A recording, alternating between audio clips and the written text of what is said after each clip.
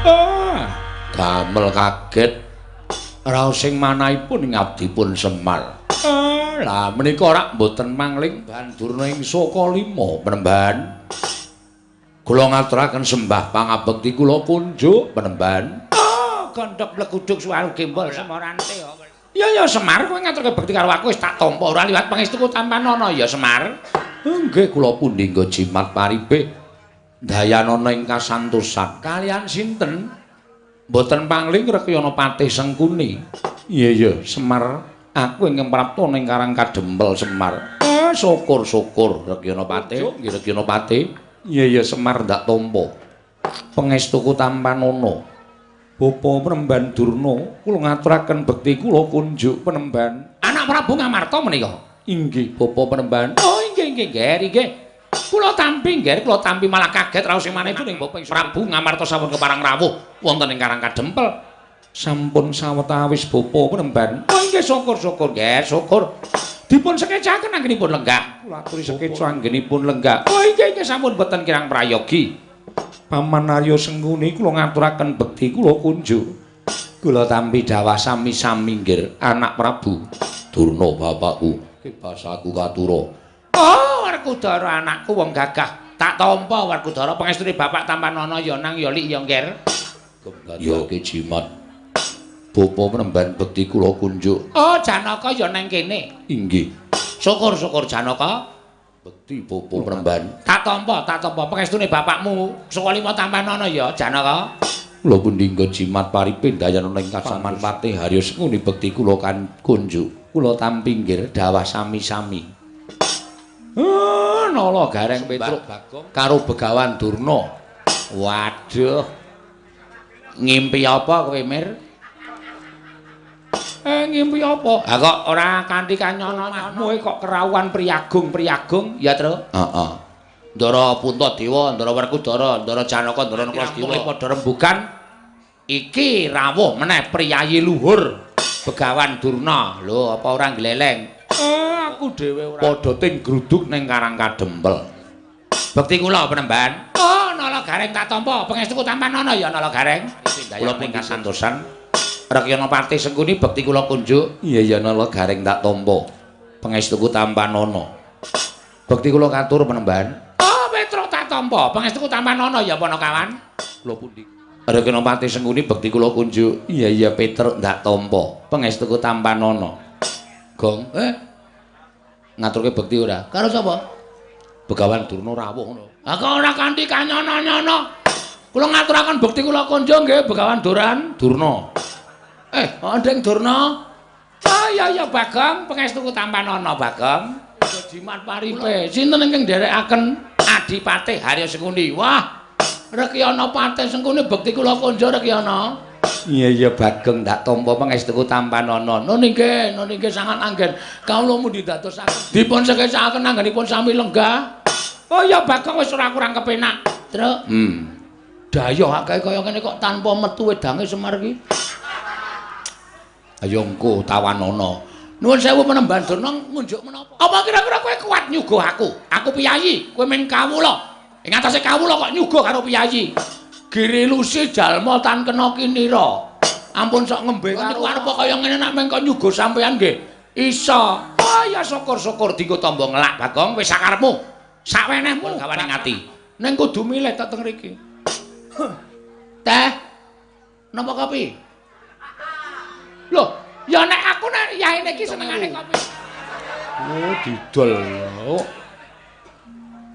Nyuguh kok didol. Gulane ya tuku Nek purun pahit, ireng pulun pahit ning kula campur lemah. Hus. Aja edan kowe. Pendhita kok sapenake dhewe ora ngomong. Ngene ya Semar. Nggih, pripun Meremban? Karang Kadempel. Nggih. Nadyan radi kaget nanging gandeng sampun paring pangandikan pun lega ati kula. Oh iya. Ngene. Sejatine aku prapta ning Karang Kadempel mau yekti mung njumbuhake pekabaran ingkang sebenarnya mbok bakul sinambi Karna. Apa pancen kepara nyata yen to kowe bakal duwe gawe Semar? Sing nyebarke sapa iki? Lah kok dadi ndara-ndaraku ngestina ya pirsa. Nala Gareng apa kowe kandha-kandha tangga teparo? Mboten niku. Petruk kowe tangga teparu tok kandhani apa piye kok nganti tekan dindi? Jawi ora kandha sapa-sapa ya ora kandha sapa-sapa. Bagong apa kowe kandha sapa-sapa? Ora, Pak. Mbok sumpah. Ming ratan gedhe tak nehi akad gedhe banget. Semar arep mbangun jiwa. Membutuhkan dana secepatnya ngono ya, Tru. Bagong pancen cah ngeyel. Ana sing nyumbang barang. Anjir arep nampani. Aku. Oh. Tok nggo ngopo? Tak nggo ngeramik omahku kae. Oh, keramik omah yo Semar sik dibutuhke ora. Sampeyan kok preso. Lho, Semar kuwi wong kondang. Arep kowe iki derajate ngaceplek, arep kowe wong loro saudon telu saurupan. Kowe iki ming Ponokawan. Nuwun sewu kasarane kowe iki ming batur. Ning saben-saben kowe persasat nganti keberbegen marang ngumandangi Semar Badranaya. Nggih, nggih. Apa pancen kepara nyata yen kowe bakal duwe gawe ya kuwi mbangun. Nggih. Niku ming lagi niat kok. Ming lagi karep. Durun kula tekake sedya. Lagi kula nam-nam wonten ati ning kok kula kaget. Sedaya sampun sami prisa. Lho, aku ora wis omong karo kowe to. Kowe iki arep duwe gawe apa-apa, kowe iki mesti tekan kono-kono wis padha ngerti ta. Dene apa to sababe aku sowan ning Karang Kadempel iki mau pancen supaya aku sowan ning Karang Kadempel.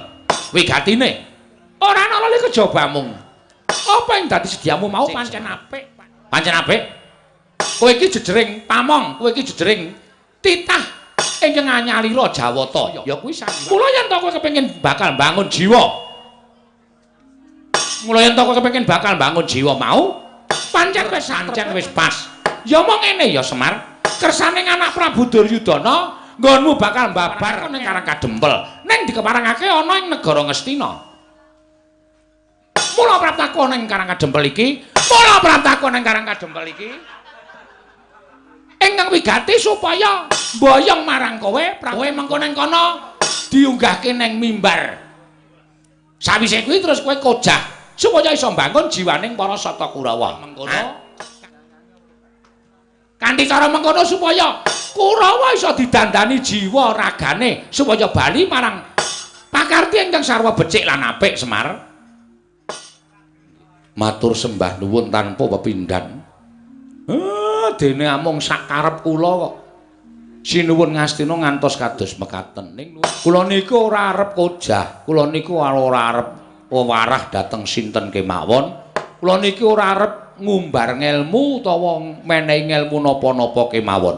Kula niku ora duwe, kula wong melarat. Ngelmu kula ya mung ngelmu celimen kemawon. Napa to sababe jiwa niku kula kok ora mbangun jiwane wong sak donya niku mboten. Kekuatan kula niku sepinten. Nek kula mbangun jiwane sak Semar kok ajeng mbangun jagat niku terus kula napa ngembari panguwasaning Gusti Ngakarya jagat. Mboten ajeng.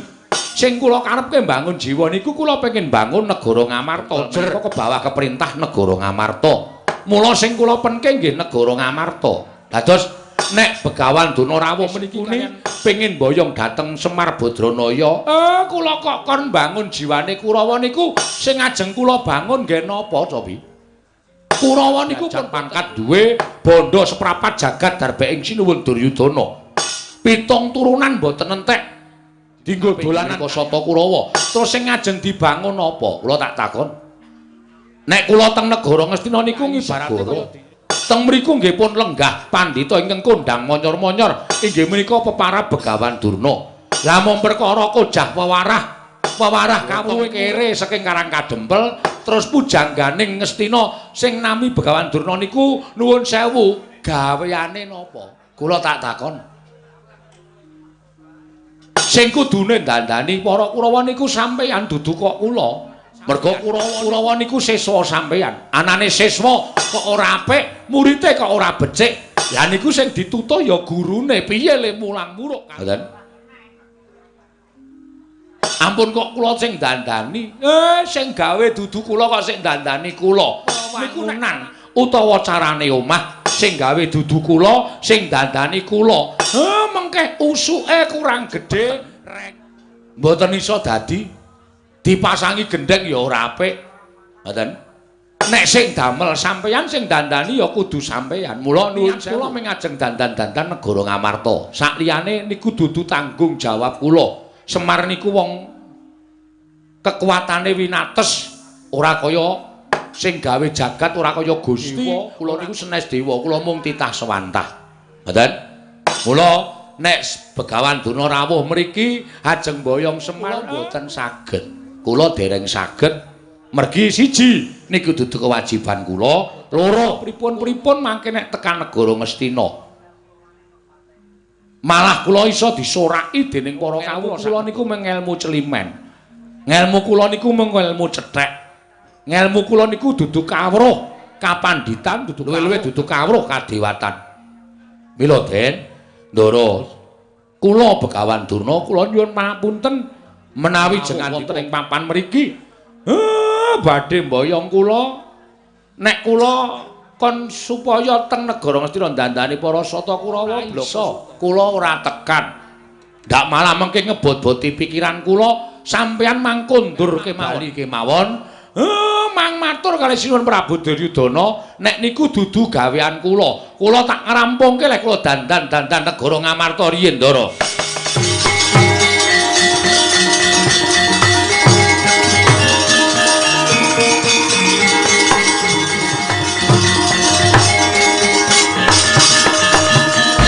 Pandhita kang kinarya wangsit pindha kombang ngajaping tawang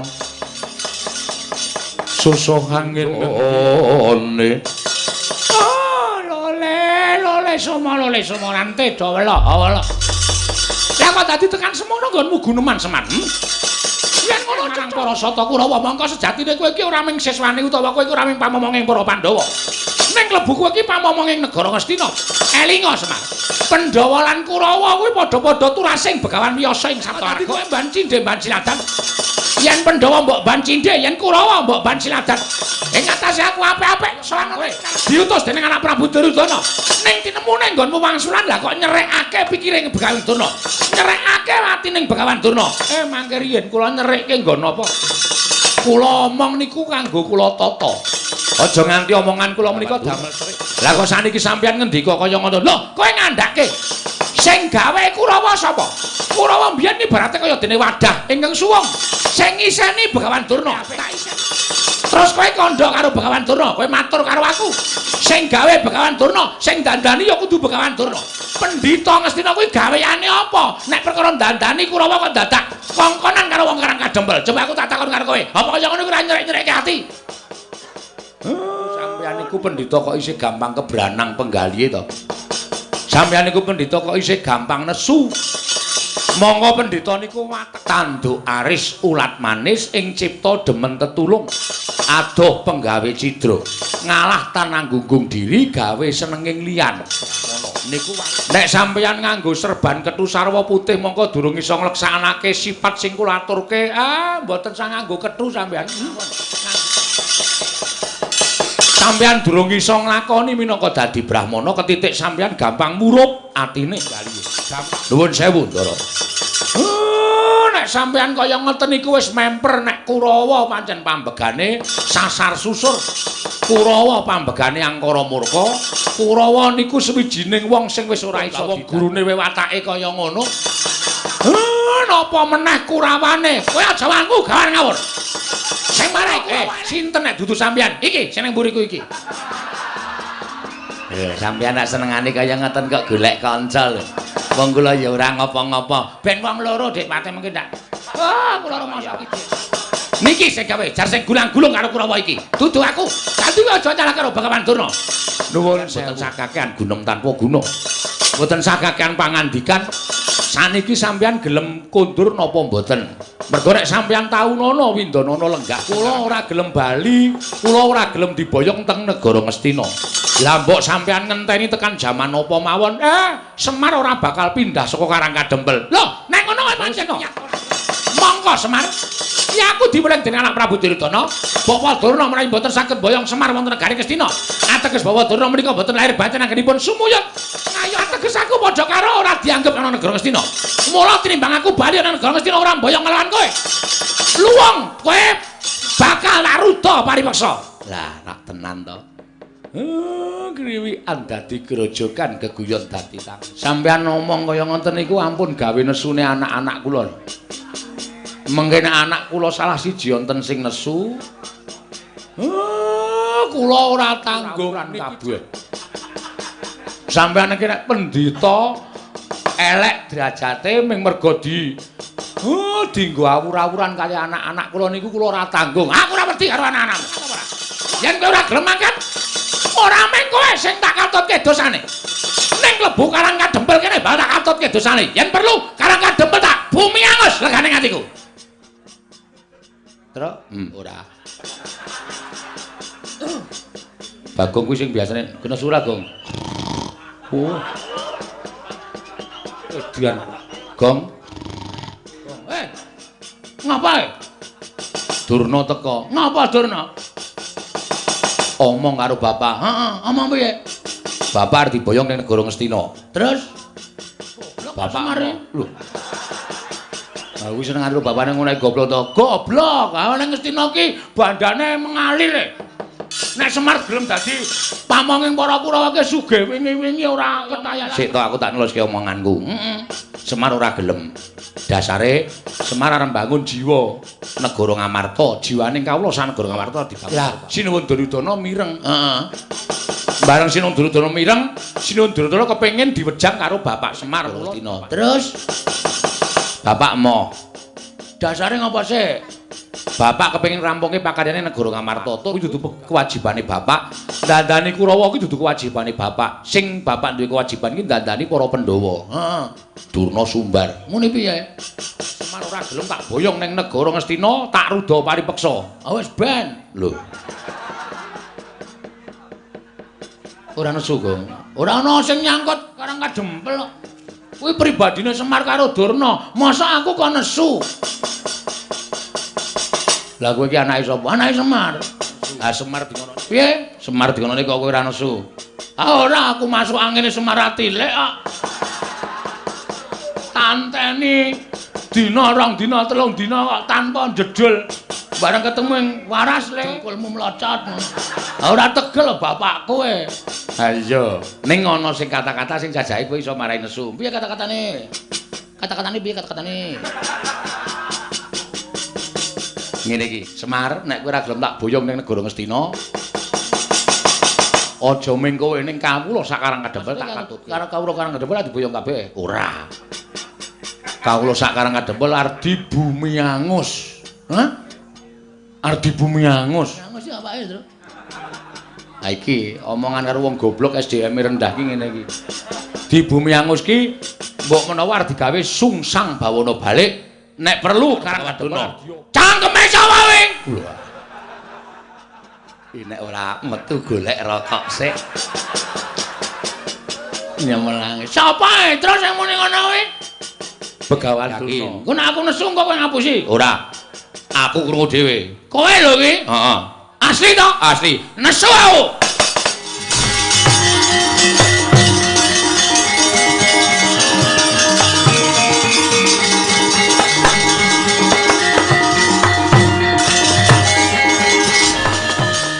Nun sewu penemban kula ajeng nyuwun prisa. Heeh, kowe takon apa? Sampeyan wau omong nek ajeng bumi angus negara utawa Karang Kadempel. Heeh, niki nocoke omongane Petro. Kula dapusi Petro. Lah kula isin. Ning nek pancen nyata niki mungsuhe dudu sapa-sapa ngerti. Dina Senin Demben kula niku dilantik dadi ketua pemuda Karang Kadempel. Dadi nek sampean ngrasani ketentremane Karang Kadempel niku padha karo sampean ngilani jajane Bagong. Ngandel ora. Anakku nesu. Aku nesu ora mbelani kowe aja GR. Mbelani sapa? Mbelani Karang Kadempel ki bumi kelahiranku. Karang Kadempel ki bumi wutah getihku. Aku jejer putra bumi. Nek ana wong sing arep gawe cintrakaning bumi kelahiranku, sedumuk bathuk ora nyawang sapa-sapa aku. Arep kuwi aja kok menungso.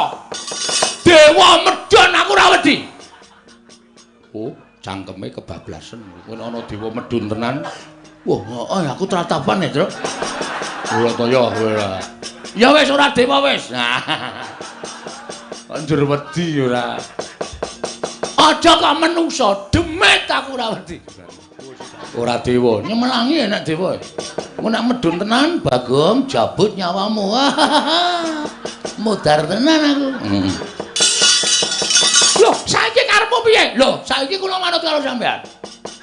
Nek sampean ajeng boyong Semar, dadi perkara sampean karo Semar ora masalah. Monggo arep dirembuk cara piye ora masalah. Nek sampean aja nganti ngatutke Karang Kadempel. Ngono. Aja nganti ngatutke Karang Kadempel. Semar kuwi kami tuane Karang Kadempel. Loh, kowe ora ngakoni bapakmu kami tuane Karang Kadempel. Kula niku anake ora percaya karo Semar. Nek Semar diganggu gawe mongko menyangkut suasana ketentraman Karang Kadempel ya maaf. Terpaksa kula wani karo sapa wae. Yen ngono kowe wani karo Begawan Durna. Lho, ameng kowe kok dur. Aku kowe sumbar Begawan Durna. Rangkep apa itu ora bakal tak tinggal loncat. Kowe ora ngerti Bagong nek wis nesu kok.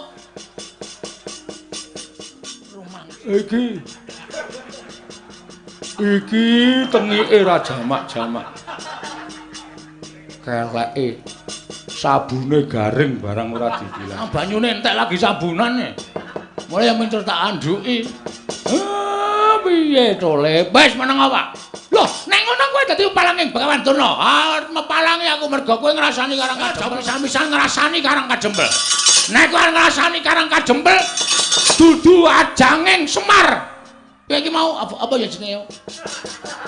Maksude dudu Semar sing ngadepi. Dudu Semar sing ngadepi. Ning Bagong, jajane Bagong sing dienggo ajanging peperangan. Wah, edian. Ngleleng tenan. Iya kuwi. Durna iki biasane sok nggawa Kurawa. Durna ora temandang sing maju Kurawa. Kowe nggawa Kurawa? Heeh. 100 dilongi. Wong Kurawa 100 kok kon ngelongi. Wong nantang kok bareng krungu ana Kurawa 100 kok tratapan ora. Aku ora bakal mundur mungsuh Begawan Durna. Ngendi papane wong neter kanthi dayan. Wah, panas maning jajaran sertane bawana. Yen ngono Bagong sing palangi niate Begawan Durna. Ayo, kowe ngecap pirang dina? Kowe ngecap apa? Mati Begawan Durna mungsuh Bagong. Luwung ora urip nang alam padang. Oi, cewek.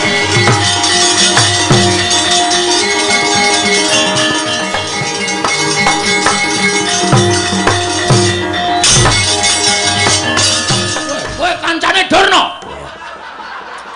Wong ora ngawur kowe iki. Dara Werkudara kok dunake kancane ngeplak aku kowe. Wah, Caidan. Kowe ngerti ora? Ora. Kowe lagi arep tak kandhani ora sawangsulan sik. Kowe ngerti ora? Ngerti. Aja wangsulan sik. Ora Kang Seno. Kowe ngerti ora? Napa? Durna kuwi sapa? Durna ya Durna sapa? Engko tak ngomongke Durna kuwi Duryudana ya ora bener. Durna ya Durna, iki mau ya Durna. Yen kowe ora ngerti tak kandhani. Heeh, piye? Wah, ora basa. Wah, iya lali. Nggih, pripun? Aku anggere nesu ngene iki saka-saka ora tak basani. Tak saka-saka pangan kabeh soalé. Durna kuwi guruku. Lho. Wis lulus durung? Aja edan. Durna kuwi guruku. Yen kowe wani karo Durna, bapakku padha karo wani karo Werkudara, musuh Kurawa. Aja musuh Durna, mungsuhe Werkudara. Kowe wani nendang Durna bapakku. Aku sing ora nrimake. Kowe ngapa ta iki? Wis masalah, Gong, asli iki wis. Aku ya kewanen kudune nyawang kiwa tengen sik.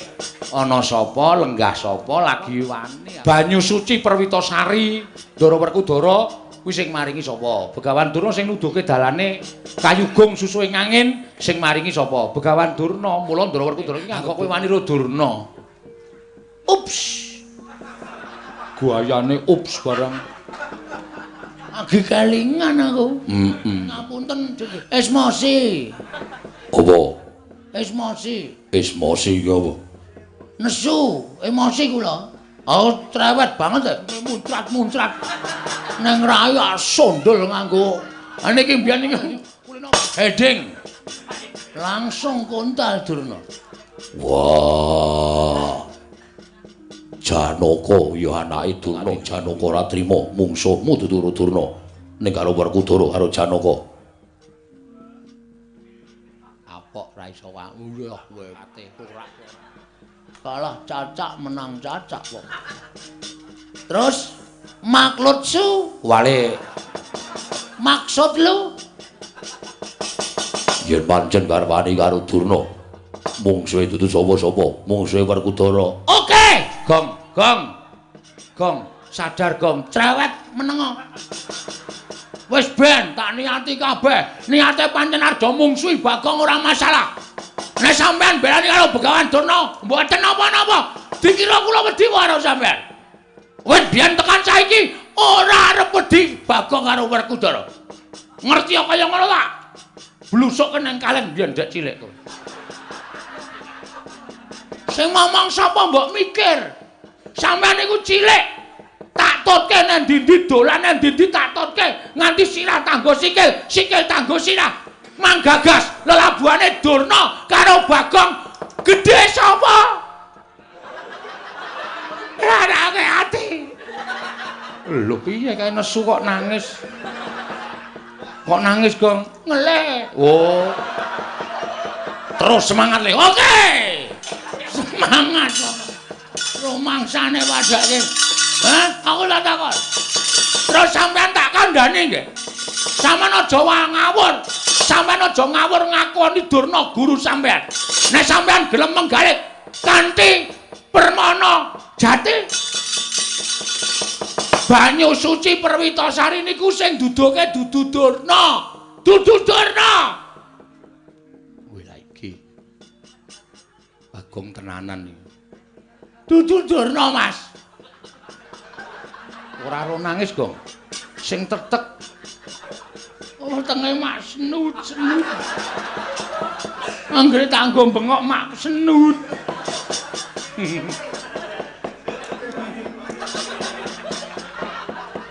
Pokean sambel e, Tru. Jangan apa-apa ana lomboke kabeh.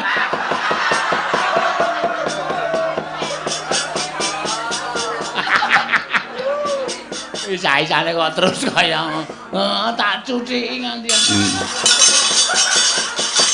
Banyu suci Perwitasari ini mergo apa? Kepercaya sampeyan karo Begawan Durna. Apa-apa niku nek dilambari percaya mesti bakal ketekan sedane. Nek sampeyan ora percaya, mang takon karo Patih Sengkuni. Durna ngomongi ning Gunung Candramuka, ning Guwa Sigrangga, ning Alas Tik Brasara, sampeyan ketemu karo Bathara Bayu, karo Bathara Indra. Entuk inggih menika Kyai Bargawastra, ya ta? Ha. Kuwi mbiyen jane Durna ora nunduke papane, ning Durna kepengin ndlomproke sampeyan teng juranging pepati, ning merga sampeyan percaya ora tekaning pati malah entuk nugraha. 1. Wah. Bagong kok ngerti ya? Ngerti wae. Angka 2. Sampeyan arep dipateni karo wong Astina. Srana arep dicemplungke teng segara. Ning merga sampeyan percaya karo Begawan Durna, ora mati malah ketemu karo Sang Mahardi Kengrat. Ya Sang Ruci Bathara. Sampeyan entuk tirta pawitra mahaning suci, ngelmu kasampurnan, timan sastra cetha paripurning wangsit. Edian. Bagong kok kaya ngono lho. S2 e. Waduh. Cah cerdas e padake. Nyepelekke. Niku kabeh mergo sampean percaya, ora kok Durna sing duduhi. Ha kok suprene sampean sing duwe kapercayan, nek sampean iki sing duduke Durna, salah, Bung. Bung pait. Dhuwur ngambung ngisor gejek. Oh, tante. Ngawur. Ha. Munia saiki. Munia, apa kabeh lelabuhane Durna? Mboten. Ora, Durna iki ora duwe ngelmu, kapinteran. Durna iki ora duwe ngelmu, kawaskitan. Durna iki dudu dununging wahyu. Ning Durna niku gurune wong perang. Nika gurune wong perang tok, Til. Ora ana kawruh napa-napa. Nek sampeyan le mulang perang Durna, kula lagi percaya. Nek tirta pawitra maning suci kok saka Begawan Durna, itu bohong besar. Ewadene sampean durung percaya lan masih sanksi dengan kata-kata. Bagong, silakan naik ke Mahkamah Konstitusi.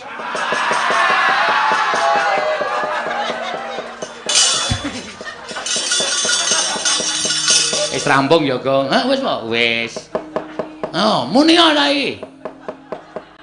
Kowe kok ngerti saka sapa? Iki apa?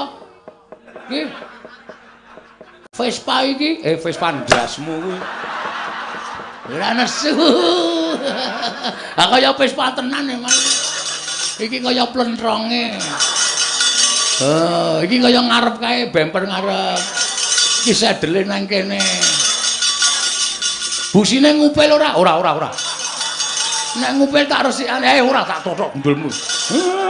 Busi wis ra kanggo gawe. Disetater ra tau.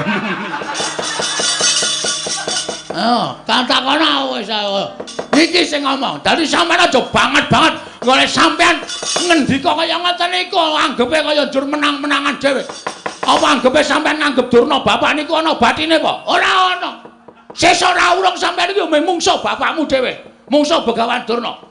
Monggo sampean nek tresna karo Begawan Durna, sok Bratayuda sampean bakal dipateni karo Durna. Kok ora kaya bengi iki to ya? Cerdas men to cah iki. Ya kala-kala Ren. Kala iki pokoke aku 3 sasi adol Bagong. Ayo. Kok adol Bagong? Lakon kok jaluke mung Bagong metu sore, Bagong metu sore. Mbah aku lagi dadi rol taun iki. Ya ora apa-apa. Ya wis ben. Pun man gagas. Nek pancen mang timbang-timbang omongane Bagong niku salah, mang nutuh Bagong. Kabeh niku bener dan fakta dengan apa? Apa jenenge? Ora ngerti. Oh jenenge? Alah apa? Jenenge Sprinter, kuwi Vespa. Apa jenenge? Fakta dan kabulasi. Kabulasi nyetrum blasmu iki kok. Kabulasi nggo montor kok kabulasi. Wis ngono wae. Pikiran nek dikira omongane Bagong salah.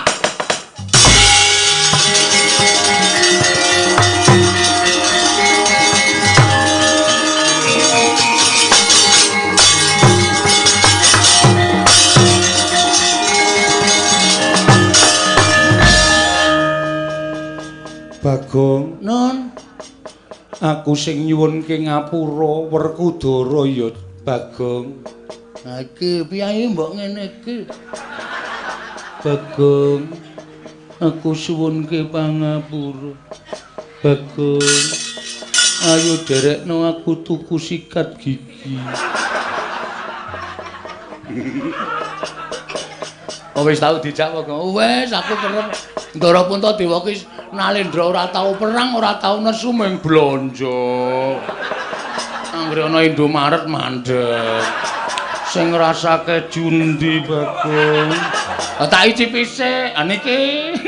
Terus dibandemke aku wis tok cokot. Nggih, ngapunten kula kepeksa ngonten niku merga kula mung dunungke mawon kok sinuwun. Iya. Bagong ngaturke panuwun tanpa pepindhan Werkudara. Nggih. Ana tetembungan bathuk bolo isi madu. Ya mung Panakawan Bagong ingkang satemene wis bisa narbuka penggali ing siadi. Mula aja banget-banget nggonmu tansah ngegungake apa kang dadi penemumu kuwi penemu sing paling bener. Wah, ya wis. Werkudara, apa? Njaluka ngapura karo Bagong, kowe salah. Kae wong tuwa, kae sing momong kowe mundhak mengko uripmu sasar susur lan kuwalat. Bagong. Apa?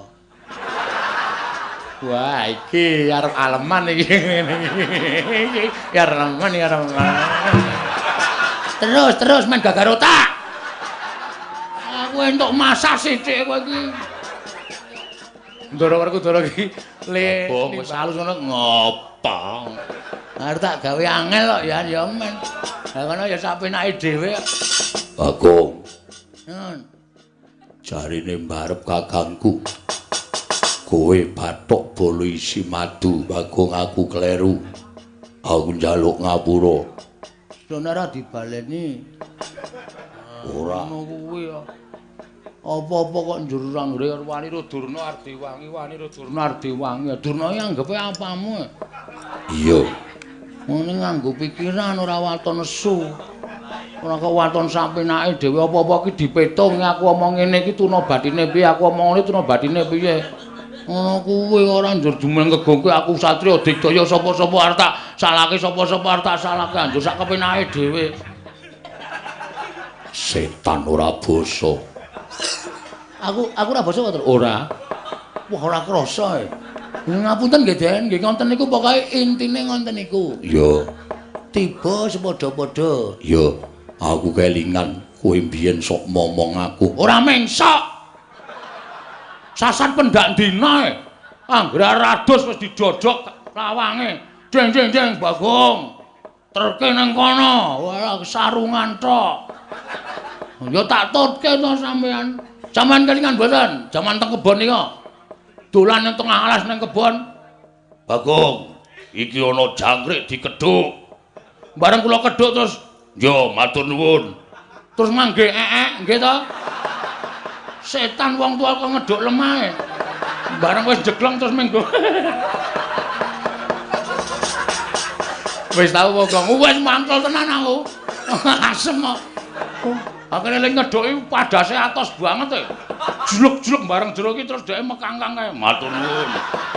Oh, nakal ora jamak-jamak. Lho ngapura.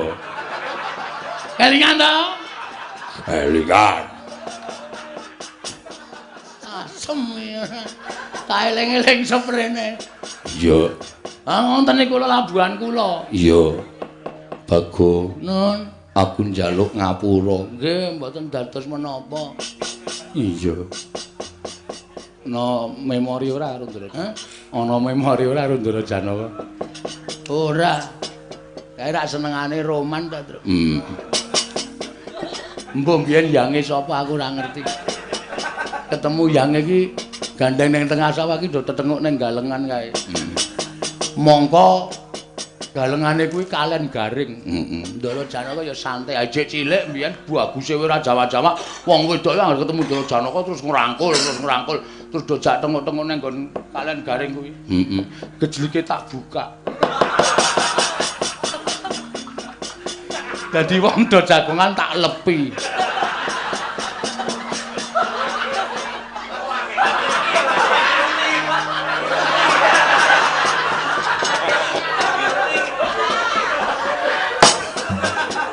Kula rak bingung. Wong bar garing apik-apik kok jare kula kemproh. Jebul gejlike dibuka Bagong. Wonge keplok-keplok saka dhuwur. Lek kemekelen wakek-wakek ora. Ngaten mawon, Gus. Iya, piye? Kula nyuwun Gandeng Semar niku sediane apik. Iya. Kula njaluk karo sampean. Apa, Bagong? Kurawa. Wah, Werkudara aja selak. yo aku sing nyingkirke Kurawa. Ndara Janaka Kurawa singkirke nggih, Den. Iya, Bagong aja kuwatir. Ning kowe aja meneng wae, kowe ya temandang. Oh, siap, Pak. Oke. Petruk Gareng ya temandang iki desamu kudu kok gawe tentrem. Nggih, Pak, ngestaken dawuh. Nggih, Pak, ngestaken dawuh. Mengke kula tandangane kali Petruk nek kira-kira ketemper yudane ya Ndara Werkudara Ndara Janaka nggih ngewangi. Yo, aja kuwatir. Iya, aja kuwatir. Nek ngoten niki ben tentrem sik karang kadempel. Iya, Kyai Semar sak banjure tasih wonten ingkang kula ajeng-ajeng. Tasih wonten ingkang kula arep-arep. Sapa sing mbok arep-arep lan sapa sing mbok ajeng-ajeng utawa mbok arep-arep praptana ing Karang Kadempel Kyai Semar.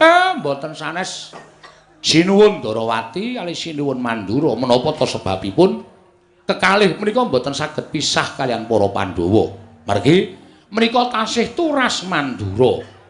Menika ugi wonten sambung darah kalian para Pandhawa. Mila mangke kula badhe jangkepaken Pandhawa lan sederek-sederekipun sedayanipun menawi sampun jangkep nembe kula wiwiti jinurung kali ndara-ndara kula Pandhawa anggenipun bangun jiwa. Ya to Semar yen to pancen mengko aku mung kari manut. Ndara Puntadewa monggo kula dherekaken manjing bale wisma kalih kula. Iya ayo tak dherekake Kyai Semar. Ndara Werkudara Ndara Janaka kula nyuwun ketentremaning karo kadempel. Yo Semar aja kuwatir. Monggo aku tak kongkon. Ya Semar aja kuwatir monggo aku tak kongkonan anak-anakku. Petruk Gareng Bagong katentreman karang kadempel reksanen. Nggih Pak, ngestaken dawuh. Nggih Mas, ngestaken dawuh. Go, manut dawuhing Bapak, heeh. Kowe karo aku kudu jaga katentreman karang kadempel. Bener. Ora pangling ya. Sajake mbelani karo Begawan Durna. Aku wis krasa, Tru. Ning awak dhewe rasa wedi, awak dhewe rasa mundur. Iki ana sing jagani awake dhewe. Sapa? Ndara Werkudara karo Ndara Janaka. Ning aja nganti dhewe ora ketok nyambut gawe. Terus nek kira-kira Kurawa Mbanda kalani men ditandangi Ndara Werkudara karo Ndara Janaka. Yo, reng perang ora reng. Perang wis siap-siap kok ya. Sang Ugaman wis nggawa glati pramuka. Duwene kuwi kaya ayo, ora usah wedi karo Kurawa. Malang-malang diputung. Ayo reng, kowe sik tuwa dhisik. Oke. Tok dokok ngarep ya gelem mburi, ya gelem aku bakal.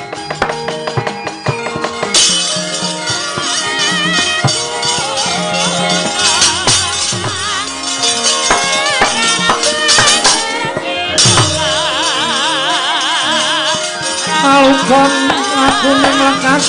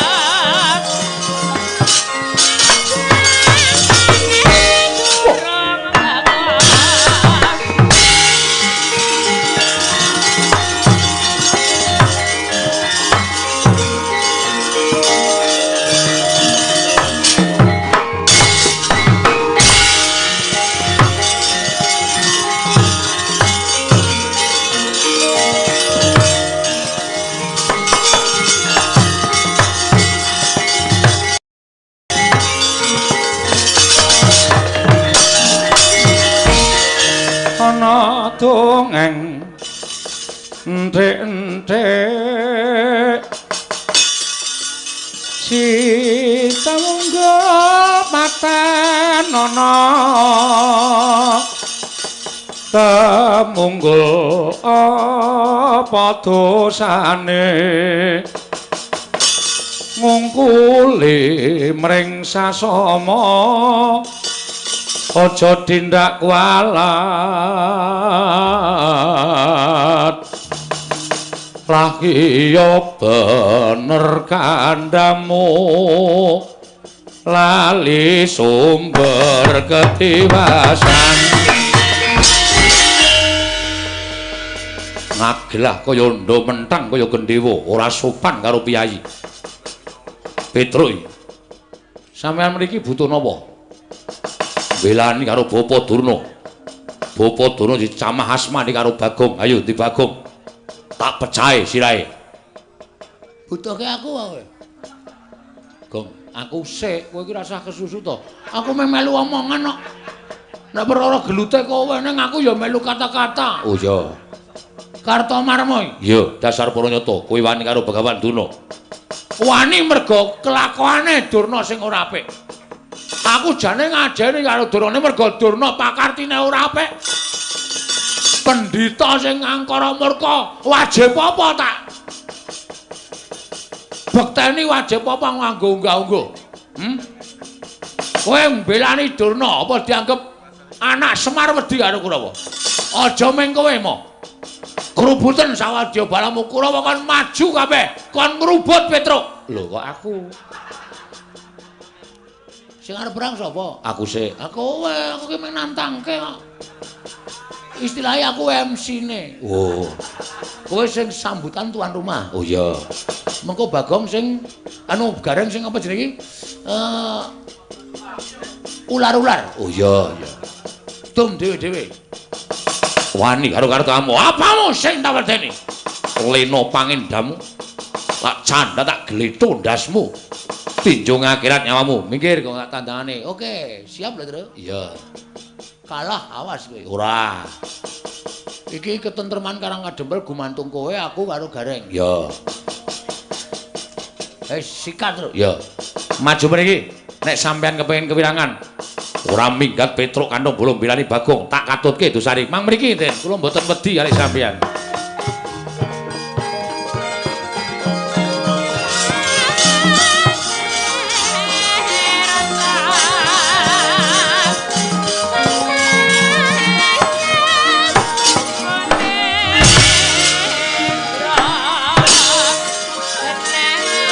Mang kalbu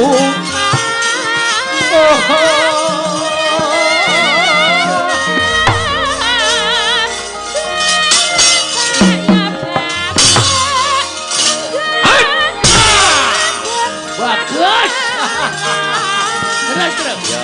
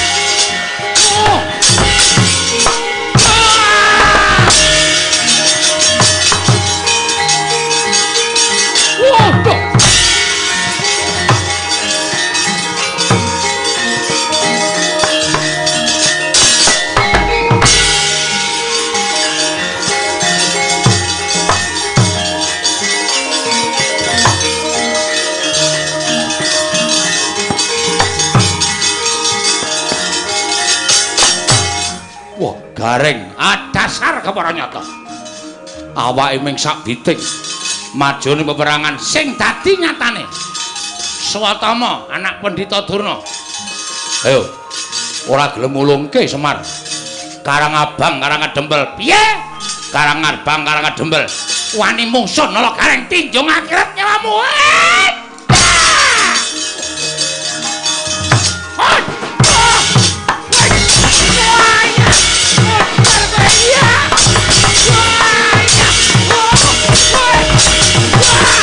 Geleleng ora.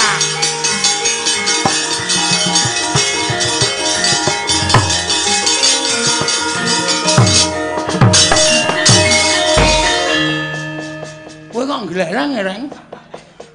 Ayo anak buahe Bruce Lee kok. Sapa? Anak buahe Bruce Lee. Bruce Lee iki bakul apa? Bruce bakul apa?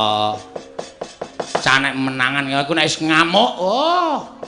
Aja kok ming perang biasa. Perang Madras aku iso. Perang Candrasa aku iso. Murid Ndara Janaka nderekke Ndara Janaka pirang-pirang taun kok Gelut Kurawa kok kalah. Mirang-mirangke. Swatama kalah lho kowe. Aja kok Satama. Dursasana. Oh ya kebangetan. Le nantang kemunggahan kowe le nantang. Ora perkara kemunggahan le. Sing dadi nyatane ayo kaya ngapa? Dursasana kon maju nak poteng-potenge kewandane. Ayo kanene. Ora bakal tak tinggal loncat. Oh, Ponokawan gugu karepe dhewe. Kalau Reng wonge sumbar. Engko sik aku rung siap kok ya. Ayo lho wis guyu. Hei ngono. Tandange rasah jireh. Petruk wis gelut. Aku wis gelut. Aku ngapa? Ming paitan cangkem tok apa? Ayo kowe yo temandang kaya ana sing wis sumbar. Wehehe. Tandangi nek cara aku ngono. Waduh kok entuk berat dhewe aku. Ya, kalah cacak menang cacak. Modar ngrungkepi bumi kelahiranku tak totoke legane atiku.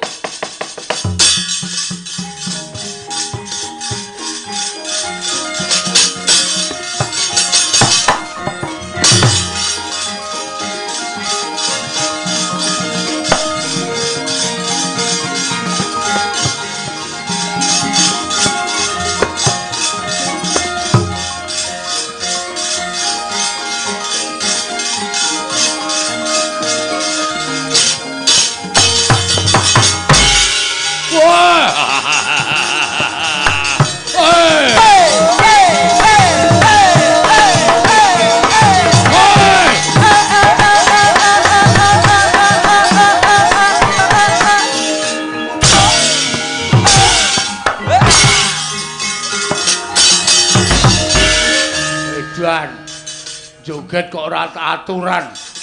Tak kecekelku kok. Kowe joget gleleng. Aku isane joget nguncalke sikil kok. Ora minggat kena cangkemmu modar. Wah, edan mungsuh wong buruk. Dursasana dasar para nyata. Mrene arep ngopo kowe? Nglabrak wong-wong Karang Kadempel. Ora minggat bumi angus Karang Kadempel. Berarti arep ngerusak Karang Kadempel. Dasar para nyata. Sing betengi Bagong. Lho. Ayo sing gagah akeh, sing digdaya akeh. Petruk kon tekan kene. Aku nek mungsuh kowe tak idake modar. Kowe tak gajole ambyar sirahmu. Aku mau musuh wong ringkih kaya kowe. Musuh ya sing gagah-gagah sisan. Musuh ya sing digdaya sisan. Musuh kowe nggo ngopo? Dur, ngopo? Kowe aja sok ngembe karo wong. Aku ki arep kok iki wong digdaya selama dadi Bagong. Aku maling lho tau konangan. Lah kok kowe ngece karo aku? Kene ora wong limpat ora bakal kelakon to. Sing dadi nyatane. Lho, nyatane piye? Kowe apa aku sing modal nang kene? Wah, iblis larat. Ora minggat pecah sirahmu. Nya, lho. Ngopo kok nya? Lho, kowe ngopo mau muni piye? Pecah sirahmu. Nya. Nya pecahan, guys. Iki 3 tahun tak pecah dhewe ora tau iso pecah. Nya pecahan, guys. Setan ora. Ayo kendeli ngono kuwi disumbari pecah sirahmu kok melayu berarti jireh. Nek sumbari pecah sirahmu dulungke sirahe berarti cah kendel. Pecah siramu ya wis. Kowe wani wong ngene iki rong karuan wani nek aku sing muni pecah siramu dur, kowe mesti mak tratap ngono. Nek aku ki wong uripe wis jelek kok. Dadi nggo ngopo aku urip? Urip bendina mung nyaur 2000. Esuk 2000, awan 2000, sore 2000, tekor. Nyo. Edan ora edan serius iki nyo. Ngantem sak pol-polmu nek nganti iso pecah, meguru karo kowe 20 taun aku, sumpah. Nyo. Weh, tenanan mbok. Tenan. Yakin bola bokin. Sumpah. Ora bakal aku gawe-gawe. Nek ya kuwi kowe ngantem aku sirahku ora pecah, gentenan kuwi adil. Gentenan piye? Genti aku njotos sirahmu. Ha ngono kuwi. Kendel padha kendel. Sirah empuk ya modar sik. Ya wis. Weh lah ngono kuwi ditampa ora penantangku. Wani wae, wani ya gak ditanya. Ping pira? Manut. Aku ki ping pira-pira manut, ya kuat aku isih gelem. Nyo. Iya. Kendel tenan kowe. Wedi, nek aku madhep rene wedi, tak mungkur wis nyo. Nyobres ngono. Piye toh? Kene ora gelem, kene ora gelem. Maksud lu gimana? Iya, aku ki pangeran pati kok mung karo kere kok kalah kendel. Isin aku. Oh, ambangane aku ndisi kowe batur, aku disi ana. Nyo ayo. Ayo, wedi saka arep mburi kok piye? Nyo ayo. Kuwi ngapa tawa apa ngapa kuwi? Kaya aku iki lho, nyo. Lho, mat. Suwe mat. Diantem ya ora apa-apa. Mburi wae nyo. Lho kene iki mat. Lho, ora gelis. Oh, mat yo mat nyo ayo. Mburi kok piye nyo ayo. Ngantem tenan modar tenan. Kaya aku lho nyo. Iya aku ya iya kok nyo. Ayo areng apa? Mburi kok piye nyo? Mburi nyo. Wajange cah kendel ya isih. Oh iya tenan. Wis ya modar tenan. Yo serius yo. Ayo. Kowe sik aku sik manut. Manut. Nya aku sik nyok, sampean pangeran pati tak punjung nya. Lek pecah, kowe lak domongi kok iki 3 tahun tak pecah kira tau pecah. Nya, nek sampean mecah sirahku sekali tonyo iso pecah, aku mengucapkan matur nuwun. Iya. Nya malah tok entengke patiku nya. Pecah sirahmu. Nya. Kowe iki domongi ngayal gak wis to? Lho, wis e. Lho. Wis to? Wis. Lho, kok ora krasa? Wah, lah demit ki. Wah, ngece tenan iki. Wis tak antem kok muli ora krasa. Edan. Wo, celeng tenan. Wah, wis ngantem to. Wis. Meneh ora? Ya meneh kene. Ya, tak hitungi lho iki wis pisan lho iki tambah meneh pindho. Ya. Engko balese pindho. Ya. Ya diamu e. Endi sing jebol? Mbok nek omong ora ngawur. Lho. Lho kowe kaget ya ora. Ayo ngene iki keahlianku. Ayo kene pindho apa tambah? Wis pindho wae. Ayo kene gentenan. Oh, aduh, modar iki. Ya adil ora kok modar adil. Ya, aduh.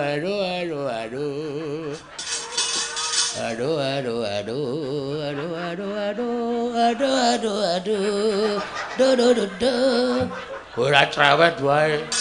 Gek ngantem. Kowe kaya nyanyi malah. Nyo. Bismillah. Ya. Ora kabari sik sadurunge. Ya piye.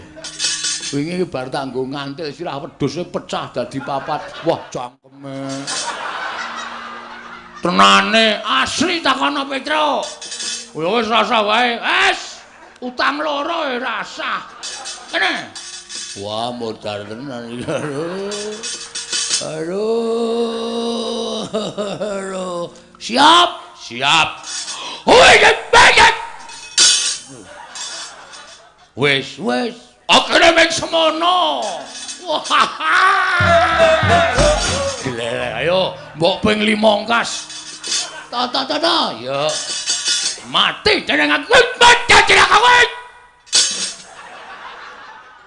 Kowe guyon kowe. Kowe guyon. Antem tenan ya, Dur. Meng kekuatanku ki meng semono kowe. Ayo kene gentenan. Nyo. Nah, lho. Nah. Ping 3 lho kowe. Ya. Kene. Ya banjang. Mbok sing tenanan. Aku ki tenanan ya, Dur, yakin sumpah. Iki lho, sikilku sing. Lho, bledok mlayu rono. Iya. Nyo. Madhep mburi. Oke, nyo. Waduh. Kurang pisan. Ya, nyo.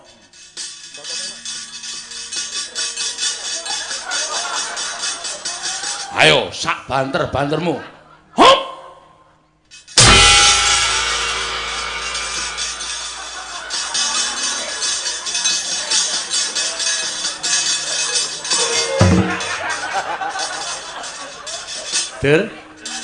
Der. Kok ngelekar, Lek? Bungah banget. Wah, setan. Wah, Bagong ngantem sampe. Ayo, gentenan. Matane. Nun sewu man. Pun ganti sampean to. Wis ket mau. Wah, ngapunten. Ngapunten, Lek. Ayo mundur, ayo.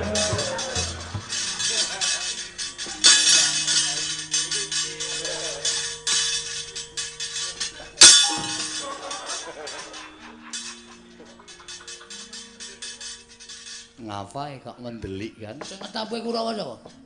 Aku. Sing ngakon Dirna. Terus sing ngakon ngamuk ning kana kedepe sapa? Aku. Kowe wong tuwa apa bocah? Wong tuwa, bocah semene teneh ndedelke setak. Nek kowe wong tuwa kudune iso mikir nih. Penyakit kowe. Kurawa tak ketapi kok ngerampok utawa kok ngrusak karo ngademel iki, kowe iki patih wong maling. Hah? Ana pada kudune iso mikir. Iya. Rene. Ora ana bandem watu kowe. Iya. Aduh. Kowe ngerti Bagong nek nesu apa? Medeni tak omongi. Aku iki nek nesu tanggaku geger pitike tak blediki kabeh. Utek aku mbok udu, pak bledek kabeh bleh kabeh. Aku nek ngene iki rame mangan wonge kelakoni ta omongi. Iya aku njaluk ngapura. Aku tak bali rana aja tak seneni aku kok aku iki lemah jantung lho, Gang. Ora perdu lemah jantung. Arep lemah lempung sak karepmu. Kowe paham ora? Karang kadempel iki ora duwe salah ora diluput karo negara Ngastina. Durna arep boyong Semar karo piye? Karepmu piye? Iya. Agawa kluku bareng. Arep tak nggo ngapa? Apa ora? Sadar? Sadar. Aku tak rono ya. Tak rono. Kena rono ning ngono syarate. Syarate apa? Tentang senggune ngono le wangsulan dalem Pak Guru, ngono ya. Ora iki aku isin le, Kang. Aku wegah aku isin nek ngono kuwi gelem ora keprok watu apa semaur? Semaur. Ah, ngono. Wiwiti ya. Ayo lungguh ngisor. Nggih. Senggune dalem Pak Guru. Kelas piro, Lik? Kelas 3. Ora munggah ping piro? Ping 6. Ngopo kok ora munggah? Bu Guru. Murid kok nginjen rok. Rok di PP. Kok ketok apane? Jepitane. Wis kono rono. Nggih. Karo nyanyi. Izin gila. Tak kula nyanyi. Nyanyi ora, nyanyi apa ditonyo? Ditonyo. Anu nyanyi. Wis kono rono. Rembulan. Lagune sing anyar iki lho, lagune si sapa jenenge? Nela Gareng, Nala Gareng kok Nela Gareng anu. Nela Karisma. Mentok tak kandhane engko anggere mandhek kok buandem watu. Mentok. Mentok ngono ora mentok. Mentok. Notasine sing bener keprowak. Nggih. Mboten hafal. Kudu apa mentok kok. Datar. Mentok tak kandhane ngono. Mentok takane. Bebek ganti bebek. Bebek atus kali ngono wis. Bebek atus kali. Mentok. Aja dinggoni bebek. Goblok banget. Mentoke kon manggon ngendi? Wis nadane sak karepmu. Bebek. Anggere meneng buandem watu wae. Atus kali mung nututi sabun wangi. Eneng kandang wae. Dik Pate. Sadar. Insaf. Dik Pate. Bebek. Ngisen ke? Pati yang ratu gong Binathara kok ning dalan nyanyi bebek adus kali sakmene dhewe. Taran mboten. Bebek adus. Depate. Kula malu lho. Kula isin. Kula lingsem Depate sampeyan niku piyayi luhur. Wong nomor 2 teng negara Ngastina. Wong sanegara Ngastina nembah sak kabeh karo sampeyan kok bebek sapene dhewe. Ampun kaya ngoten ta Depate? Bebek. Oh, mancan kandhan-kandhane ngayal. Bebek. Bagong isa-isa.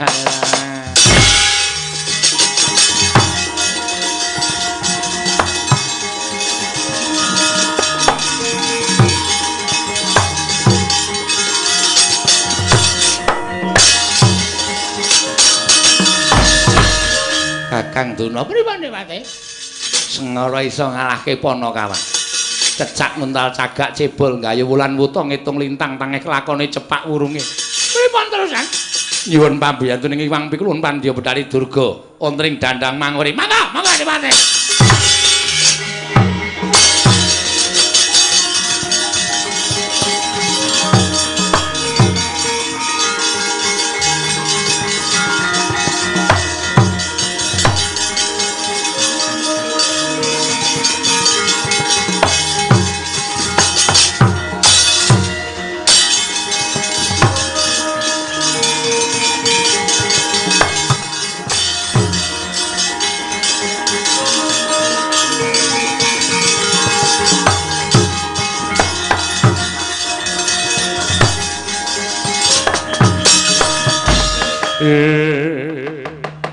Semare koden prayitna semurires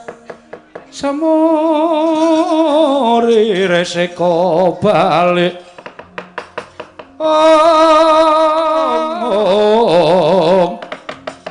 titiyani kandayani trisanya purnama sasi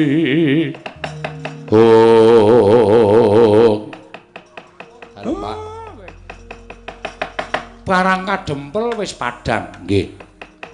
Ning isih ana gawean. Pripun to?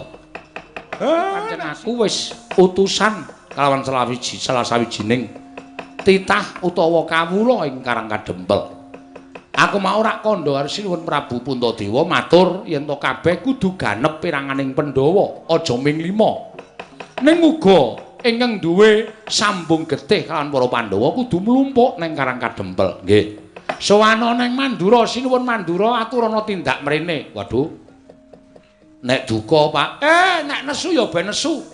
Ning sing baku upama panjenengane iki duka, supaya tok ganggu penggalihe men ngoyak karo kowe engko tekan kene ana Sinuwun Darawati. Oh nggih, ngestaken dawuh. Pamit, Pak. Sing ati-ati aja kaya bocah cilik ponokawan. Nggih, Pak.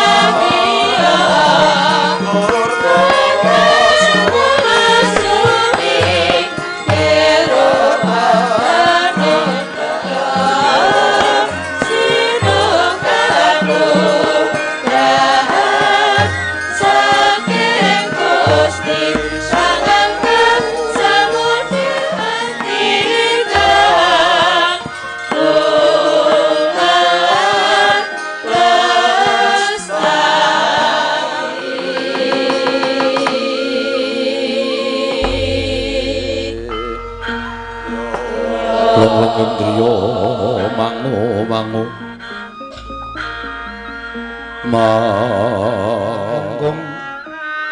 kanduhan remang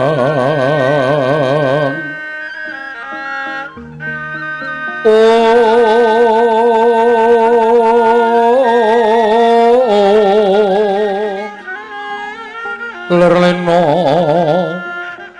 tanpa kandhen yen tan tuso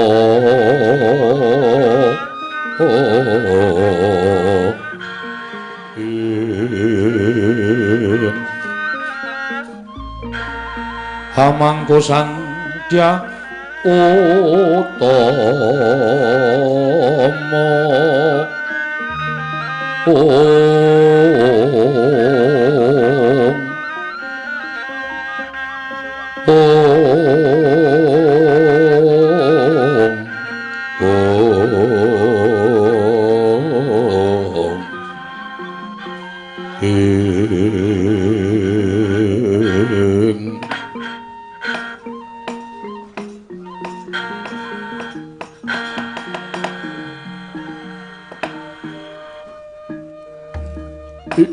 jagat dewa bathul ya jagat pangestu ngoro Prakuta wonten dawuh sinuwun kaget rasamu kowe tak awi nyaket ning Gatriya Projeng Mandura Gunawalan panampi kula sareng tampi timbalanipun Gusti kula ingkang sinuwuning Mandura tumunten sak mangke kula cemadung dawuh badhe wonten paridamel menapa diweji Kakang Prakuta wonten timbalan jroning kedaton Mandura isine mung panjenengan ingsun garwaku Yai Dewi Rawati apa dene anakku Wisata lan sira Kakang Patih inggih mula ora ana ingkang dak caketake bisawane kejaba mung Kakang Patih Prakuta kepareng paduka miji dhateng abdipun Prakuta ngene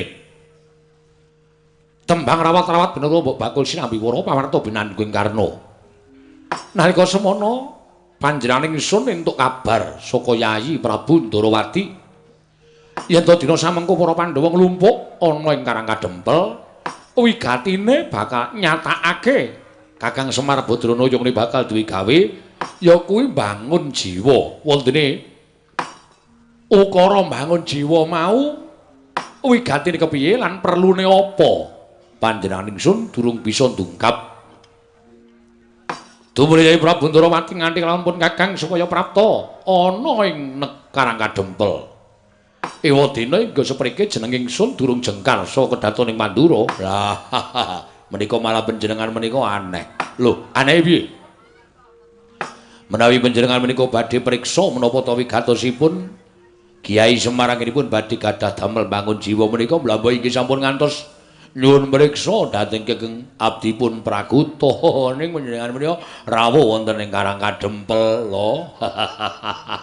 Menawi panjenengan sampun dumugi wonten ing mriku, tumunten sak mangke badhe mangertos menapa ta wigatosipun Kyai Semar badhe gadah damel bangun jiwa. Lah menawi panjenengan menika ndangu dhateng abdipun Prakuta, kula niku mboten ngertos. Wong kula ngertos menawi Semar badhe gadah damel bangun jiwa meniki saking paduka Gusti kula sanata nembe kemawon menika lho. Lho la iya kuwi. Ya mung rasaku ora kepenak. Adiku ora jenak liripun. Lho sik. Ing atase panjenengan ingsun kuwi Nalendra. Sak jagat Pramudita ingkang sinebut Tiyang Agung ki mung siji, Nata Mandura Prabu Baladewa. Lah kok dadi aku kudu ketayanan prapta ning Karang Kadempel. Monggo Semar kuwi derajate ngaceplik, Semar kuwi ming Panakawan. Ing mestine yen to Semar bakal duwe gawe kuwi nyuwuni dipalilah marang Tiyang Agung Baladewa. Rawuh utawa prapta ning negara Mandura. Terus nyara widekake apa wigatine? Ora kok piyayi luhur padha diaturi rawuh. Tempel. Terus aku tak takon karo kowe, Semar kuwi derajate apa? Lah menika panjenengan menika senengane ngendhak gunaning jalma. Ngendhak gunaning sak padha-padha menika mboten sae. Nuwun pangapun lho Diweji. Mboten badhe tutur-tutur dhateng panjenengan menika mboten. Namung estunipun tiyang sak jagat menika sampun sami prisa sedaya. Semar menika tata lair panci namung abdi nanging batos menika dewa ngejawantah. Jobito kula aturi menggalih. Dipun mong dening Semar Badranaya nyatanipun sak mangke Pandhawa menika dados tiyang kalugeng rat Jayeng Bawana. Sinten ingkang boten tepang kaliyan para Pandhawa. Menawi tiang-tiang Karang Pradesan menika padha danan kaliyan para Pandhawa, anggenipun Pandhawa nika tansah raket kaliyan kawula alit. Menawi sesamining Nalindra sami tresna kaliyan para Pandhawa menika sebab Pandhawa menika tansah ngatosaken dhateng kawontenanipun. Sampun malih wujuding titah swantah nadyan sato kewan kemawon. Sedaya menika tresna kaliyan para Pandhawa. Cobi kula aturi menggalih. Pandhawa mapan wonten ing wana boten kasangsaya dening sato kewan galak. Pandhawa mapan wonten ing Karang Pradesan tansah kathah ingkang kepengin ngampiraken lan Pandhawa supados dedunung wonten ing gubukipun.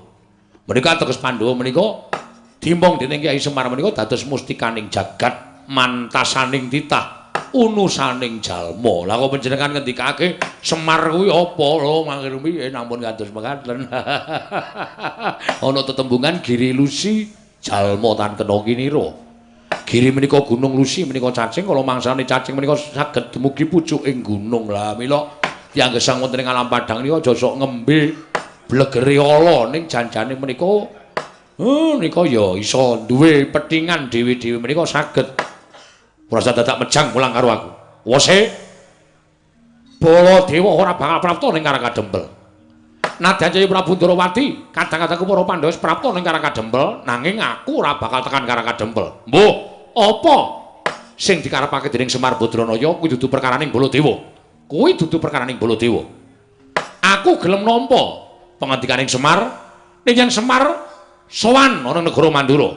Merga derajate Baladewa kuwi yang ditanding karo Semar isih dhuwur derajate Baladewa Pragoto.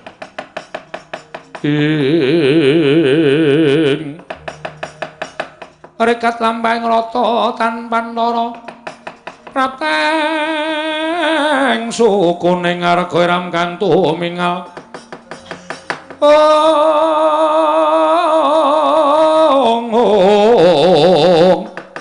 iram kang tumingal dendeng saengga praja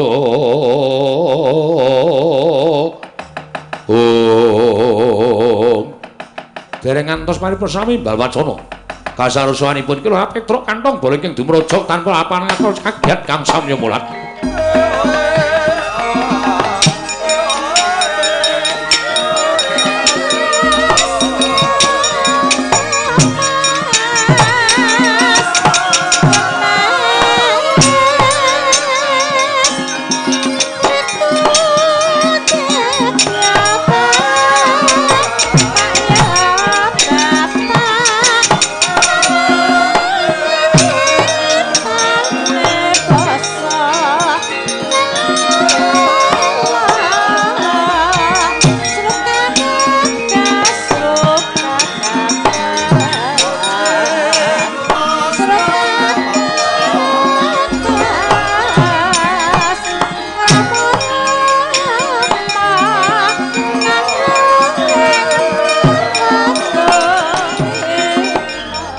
Dewa ditinenggalani ora pamuk pamuknya tigang bala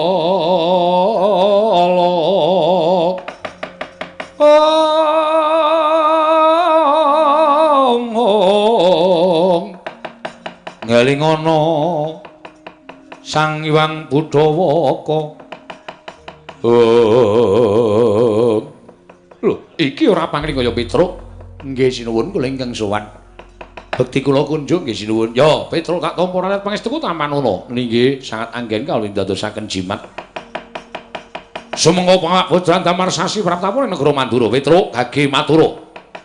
Purwa madilan wusanane wigatine apa? Matur tiyang agung. Ya.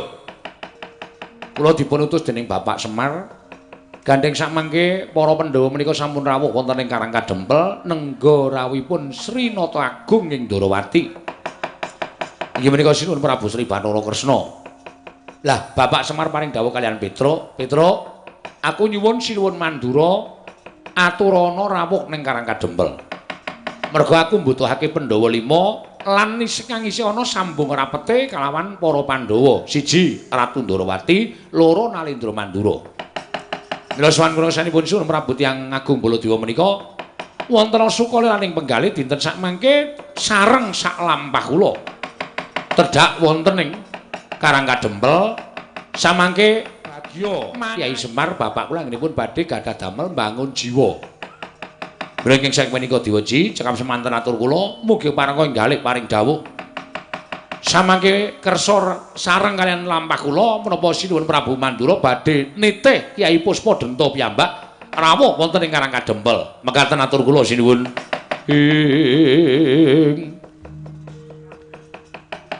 Sri Bala Pinareswara Kresna kalangkung tresnanira marang Jinawi.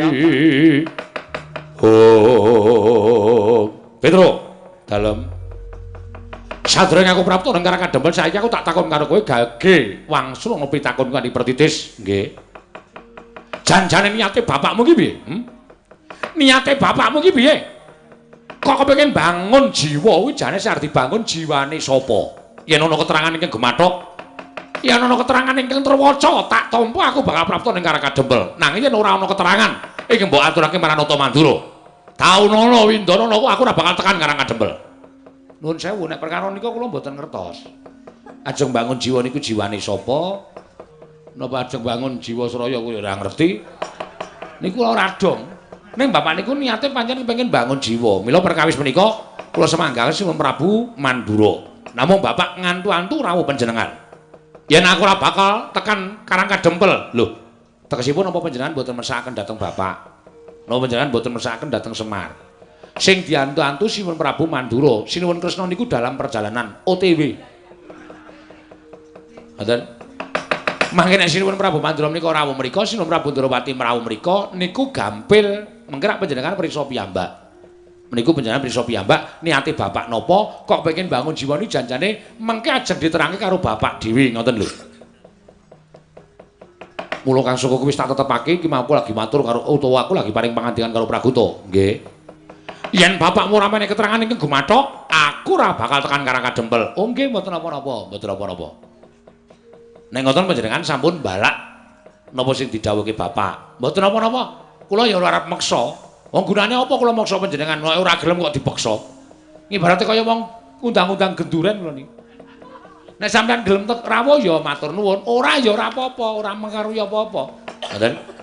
Nek pancen mboten nggih mboten dados menapa. Ning mengke kula tak matur bapak, dasar ana alasane Sinuwun Prabu Mandura mboten kersa rawuh wonten Karangkadempel niku perkarane napa kula tak matur bapak. Ngoten. Dipun cekapi semanten mawon. Kula nyuwun pamit, tambahi pangestu. Kula tak wangsul teng Karangkadempel. Ngoten. Kula tak wangsul tak matur karo bapak nek Sinuwun Mandura mboten kersa rawuh teng Karangkadempel. Baliya dina iki kowe, Tru. Oh nggih, matur nuwun nyuwun pamit sinuwun. Sing ati-ati aja kaya bocah cilik.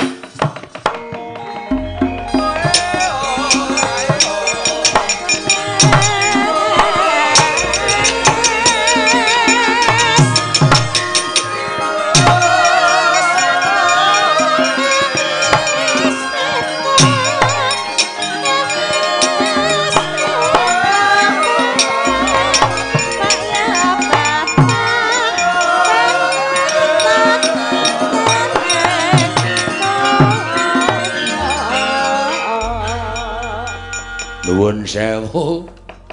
Kula badhe munjuk atur diweji. Ya Praguta piye? Kula menika sareng nyumurupi dhateng kawontenan kados mekaten menika kok manah kula tumunten gela. Lho, gela piye? Kula Swita Sinuwun Prabu Mandura menika kula menika sanget ngagungaken lan ngagengaken dhateng asmanipun sesembahan kula. Kula Swita Tiyang Agung, kula Swita Raestu ber budi balaksana nadyan gadah pewatekan dosa kau tur gampang muring ning panjenengan menika kondang ratu sing adil ing samukawisipun. Ratu ing mboten nate mengeng dhateng angger-anggering kautaman lan mboten nate tumindak ing mboten sak mesinipun ning sak gedhagan menika rasa kula gela. Wis to gelamu nang endi? Ha ngene iki wau. Kilura Petruk rawuh. Namung nyara wedehaken sarta munjuk atur menawi panjenengan katuran rawuh wonten ing Karangkadempel. Ning kok sugal panjenengan paring pangandikan. Panjenengan paring dawuh kalian Petro, nek bapakmu ora ngandhakake apa to wigatine nggone bakal bangun jiwa. Aku ora bakal tekan Karangkadempel Taunono Windonono. Aku ora bakal tekan Karangkadempel. Yo, sinuwun. Nuwun sewu panjenengan iki sajae kaya ngembe banget karo Semar Badranaya, luwe-luwe karo Petro. Petro niku nuwun sewu, mbok panjenengan nggih kemutan duk nalika. Inggih menika Raden Basuwara Kangsa. Petro wonten ing Widara Kandhang menika nggih tumut momong jengandika, Semar wonten Widara Kandhang menika nggih tumut momong jengandika. Lah kok panjenengan lajeng gadhahi pambekan ing kados mekaten menika. Nuwun sewu. Petro mundur kanthi lega. Nuwun sewu pasuryanipun utawa praupane Petro menika mboten kaya kuciwa, mboten kaya gelo, ning ati mesti rada cuwa. Merga mangendikane sing kaya ngoten Diwaji, mbok ampun kados mekaten to sinuwun. Monggo to dinten samangke kula dherekaken supados panjenengan prapta utawi rawuh wonten ing Karangkadempel. Samangke supados nekseni kemawon niku abote sepira to? Nekseni niku nek ditanding karo Panakawan ngene momong sampeyan teng Widara Kandhang sikil dienggo sirah-sirah dienggo sikil. Saniki diaturi rawuh wonten Karangkadempel. Mongko sing nyuwun panjenengan rawuh teng Karangkadempel niku Semar. Lah kok panjenengan anggenipun paring dawuh kados mekaten menika, wah, lah kok ngilang-ilangke lho dadi tiyang agung Baladewa lho ya.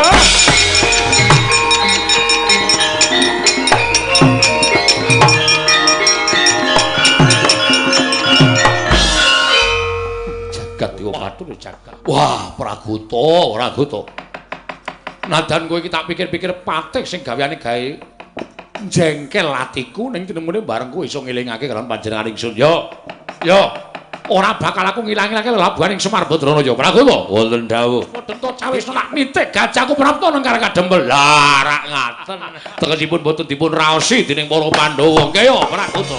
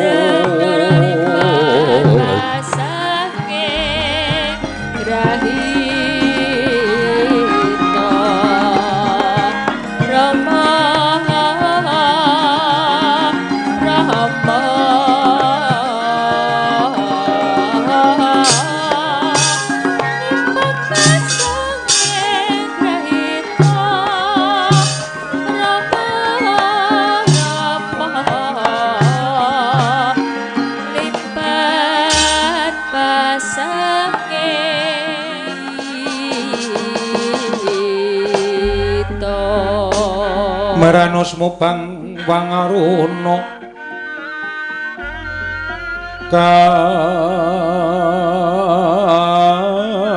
katinetraning uga rapuh sataning kokila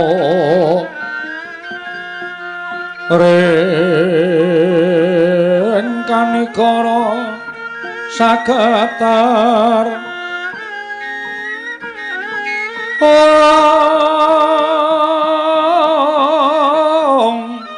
kene dungane engkung lir wuwusing bene panca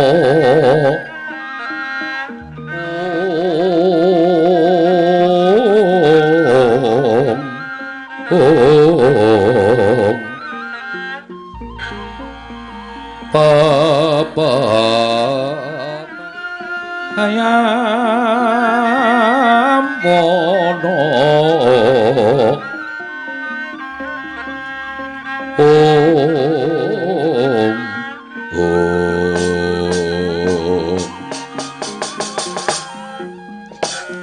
Kakang Semar nganti lakuning Nata Ndarawati prapting Karang Kadempel ing cipta ora ana kejobamu kepengin nyadong timbalaning Kakang Nayantaka. Yo Semar, aku uga prapta ning Karang Kadempel. Petruk ing suwana negara Mandura tumuli nganti Karang Kadempel. Sejatine niatmu kepiye? Nuwun sewu jinuwun. Syukur dene sampun sami kepareng rawuh wonten ing Karang Kadempel. Amargi niat kula menika mboten kok namung bangun jiwanipun para kawula sak negari Ngamarta, mboten nama kula kuma lancang. Ning sing jeneng wong tuwa kaya kula niku wajib tutur-tutur karo sing enom. Monggo Pandhawa niku momongan kula. Kula niku tukang momong kaya dene wong ngangon sapi arep nerjang tanduran utawa arep nyemplung jurang kula wajib gawe srana sapi niku aja nganti nerajang tanduran utawa dhewe nyemplung jurang. Iya. Mula mboten ketang sekedhik atur kula menika mugi srana anggen paduka eling dhateng jejeripun piyambak-piyambak. Pandhawa menika gangsal cacahipun. Monggo nyatanipun Pandhawa menika saged rumagang jumangkahaken suku ngrembihaken asta ten badhe kantun tansah tetarosan kaliyan Nata Ndarawati. Mila menawi wonten menapa-menapa ing tumanduk dhateng para Pandhawa, Nata Ndarawati mesti melu katut. Tegese mesti kelepetan. Kakang Semar pancen bener mengkono.